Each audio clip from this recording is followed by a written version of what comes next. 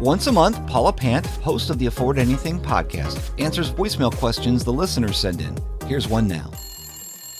Hey, Paula. My name is Mark.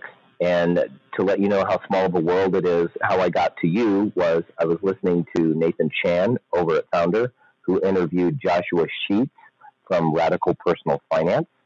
And then you interviewed him, and he posted his interview on his podcast. And I came over and started listening to your podcast as well. So, long story short, 55-year-old father of 5, married 25 years, no savings. Evelyn Connor, who you interviewed, I'm kind of her dad. And however, with one exception, I made my first purchase on Audible for 99 cents and got all 21 hours of Tony Robbins' Money Master the Game. I understand it, but I don't know where to start, and everything seems so overwhelming. And I don't want to be with a headset on my face saying, would you like cheese with that at 80 years old? So if you could give me some direction, I would really appreciate it. And I think that there are a lot more people like Evelyn's father out there than we probably realize. But you're doing a great job, and I love your show. Thanks. First of all, for anyone who's listening who isn't familiar with the Evelyn episode that Mark referenced within his question, Mark is referencing an earlier episode that we did with a woman by the name of Evelyn Connors, who talked about how for most of her life, she thought that she was doing fine financially because she could pay all of her bills. She was never late on any payments. She had nothing go to collections. She could pay her bills on time, and she thought that that meant that she was doing fine. And it wasn't until she reached her mid-30s that she realized that she needed to start saving for retirement and start thinking more long-term. Mark, it sounds like you're very much in that same position, except that you're in your mid-50s rather than your mid-30s. First, let's focus on the good news. It sounds like you don't have any debt, and that's excellent. You may or may not still have a mortgage, but from what I can tell based on your question, it sounds like you don't have any car loans or credit card debt or anything that's, waving a big red flag. So if my assumption is correct, then congratulations, you're on good footing just being in that position already. It seems as though your biggest priority is getting ready for retirement. So let's talk about how you can do that. I have 6 specific recommendations. Number 1, open a retirement account immediately. If you qualify for a 401k, a 403b, a simple IRA, if you qualify for any type of employer-sponsored retirement account, open one of those and get your full employer match. And then once you've gotten that full employer match, open a Roth IRA, max that out to its fullest, and then go back to contributing everything that you can to your employer-sponsored retirement account. Ideally, you want to be maxing both of those out. I don't know how much you make, but 401k, you can contribute up to a maximum of $18,000. Actually, at your age, since you're over 50, you can contribute $23,000 to a 401k account and $6,000 to a Roth IRA, assuming that you Roth IRA qualify based on your income level. That means you have the opportunity, and again, I don't know how much you make, but that means that just between those two things, you have the opportunity to contribute almost $30,000 to your retirement accounts. And if you do that every year for the next 10 years, that's $300,000 right there, not counting any continual growth that's going to happen over the course of those 10 years. Now, again, I don't know how much you make, and that might be everything that you make, or that might be half of what you make. I don't know. But my broader point is to think in terms of how you can maximize your retirement contributions, because that is the single most important thing that you can do at this point in the game. So, recommendation number 1, open a retirement account and open another and max them all out to the fullest. Recommendation number 2, and this is actually a don't. You mentioned that you're a father of 5 and that you've been married for 25 years. So I'm going to assume that your children may or may not be done with college at this point, depending on their ages and their career direction. And this is difficult advice, but don't sacrifice your retirement for the sake of their college. Your kids can take out student loans. You cannot take out a retirement loan. Your kids have the benefit of time on their side. They have their whole lives ahead of them. You don't have as much time on your side. So you need to prioritize you. And that means not supporting your children into their adulthood. If they're already through with college, that's great. They can take care of themselves. They can pay for their own weddings. They can pay their own rent. They can buy their own computers. They can buy their own cars. You need to take care of yourself. And I can tell you from my own perspective, from a younger person's perspective, I knew that I was going to have to fend for myself. And that was a big part of what forced me to become responsible about my finances. I had to, when I was younger, scrape together the money to buy a $400 car because I didn't have the credit to buy a car. My parents weren't going to co-sign on a loan for me.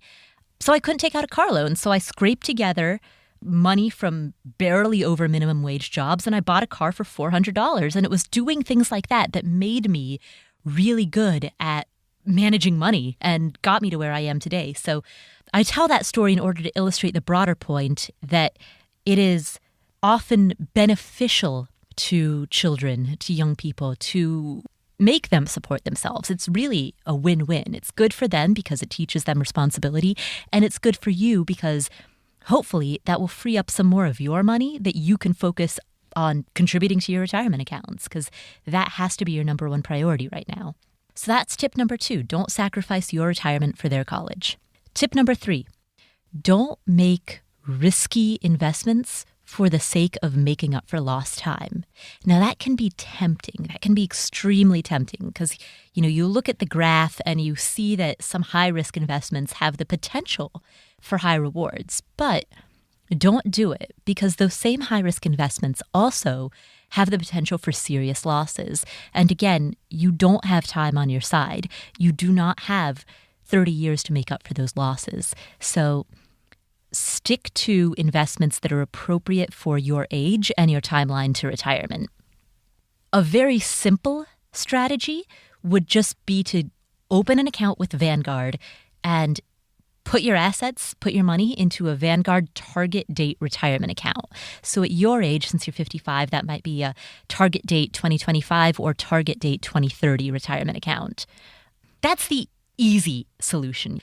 If we wanted to, we could get really nerdy about asset allocation. We could dive into those weeds. But if you're looking for a place to start, you really can't go wrong, in my opinion, with a Vanguard target date retirement fund. It's simple, it's low fee, and it gets the job done, So much of what we talk about on the show when we get super nerdy about asset allocation, we're tweaking around the margins. To those of us who are complete dorks and who are fascinated by this kind of stuff, that tweaking is fun, but that's really tweaking around the margins. It's not necessary. Done is better than perfect. Right now, I want you to just get that job done. Get that money working for you in the market in a tax-advantaged retirement account. Tip number 4, don't try to time the market. Continue to contribute to your retirement accounts every month, regardless of whether the market is up, down, sideways, or diagonal. Because if you try to time the market, you have to be right twice. You have to be right when you sell and when you buy. And the probability of being right multiple consecutive times, it's probably not going to happen. As we've seen through the Great Recession, a lot of people who tried to time the market ended up doing worse than people who just stayed the course and continued contributing a regular amount of money every month. And if you think about it, if you contributed, say, $30,000 a year into retirement accounts, that would break down to $2,500 per month.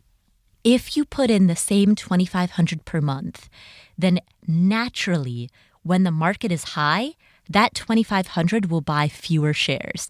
And when the market is low, that same $2,500 will buy more shares.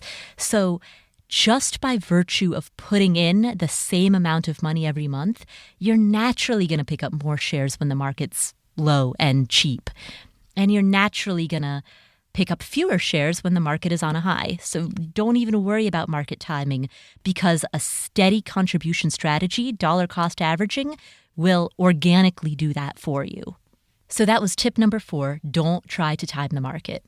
Tip number 5 is to build an emergency fund because it You mentioned that you have no savings. This is something that you should have on hand, since an emergency fund, it's not meant to create returns. It's only meant to be a buffer between you and credit card debt. So keep at least $1,000 just to begin with, and over time you can begin building that up. Ultimately, you want that fund to be between 3 to 6 months of your bare basic living expenses. But just to begin with, just to get that small win, start by building a $1,000 emergency fund and keep this in a savings account. Finally, tip number 6, spend 5 to 10 hours a week earning extra money on the side. Just spending an extra 5 to 10 hours a week building your side hustle can bring in a significant amount of additional money.